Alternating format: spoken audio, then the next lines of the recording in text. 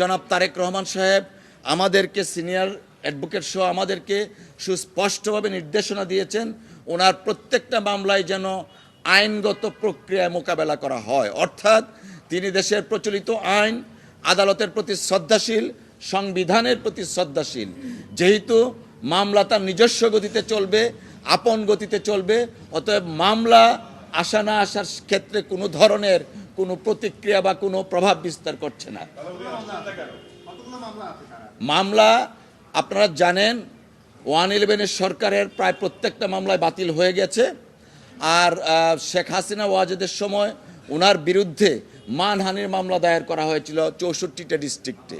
সেই মামলার প্রায় 36টা মামলা ইতিমধ্যে খারিজ হয়ে গেছে। এখন গোটা মিলিয়ে মানে ধরেন 18-19টার মতো মামলা আছে। উনি কেন দেশে আসছেন না? দেখুন, বাংলাদেশের রাজনীতিতে উনি একজন অত্যন্ত গুরুত্বপূর্ণ ব্যক্তিত্ব। ওনার দেশে আসার বিষয়টা উনি প্রয়োজনীয় পদক্ষেপ যথাসময়ে নেবেন।